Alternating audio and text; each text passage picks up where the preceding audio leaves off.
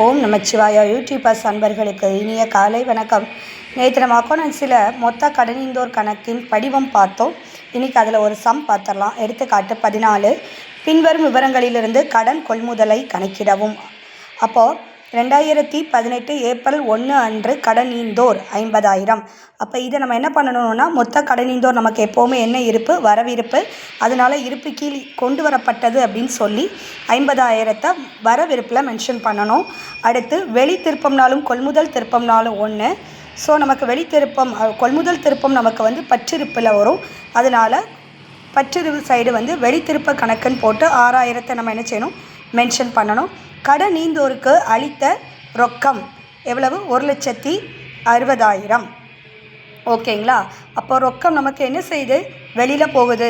குறிப்பேட்டில் ரொக்கம் வெளியில் போகும்போது உள் வருவதை பற்றுசை, வெளிச்செல்வதை வரவுவை. அப்போ ரொக்கம் குறிப்பேட்டில் வரவில் இருக்கும். அதனால நம்ம என்ன பண்ணுறோம், இங்கே ரொக்கம் அளித்ததுன்னு சொல்லி பற்று சைடு நம்ம என்ன செய்கிறோம், மென்ஷன் பண்ணி காட்டுறோம்.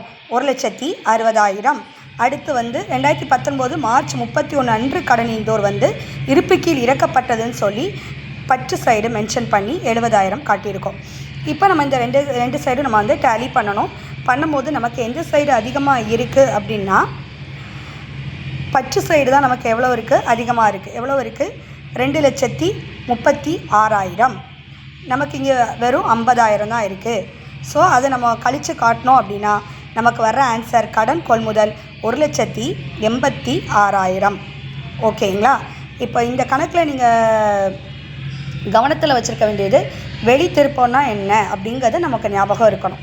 வெளி திருப்பம் அப்படின்னா நம்ம என்ன பண்ணிட்டு வந்திருப்போம், இப்போ நம்ம தான் ஒரு இண்டஸ்ட்ரின்னு வச்சுக்கோங்களேன்.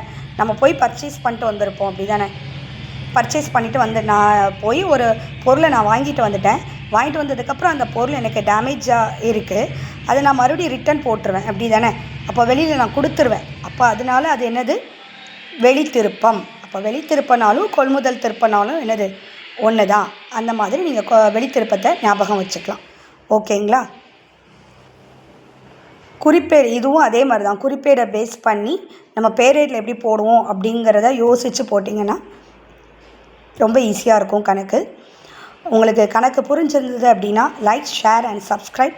கணக்கில் எதுவும் டவுட் இருந்ததுன்னா கமெண்ட் பாக்ஸில் மென்ஷன் பண்ணுங்கள். Thank you students.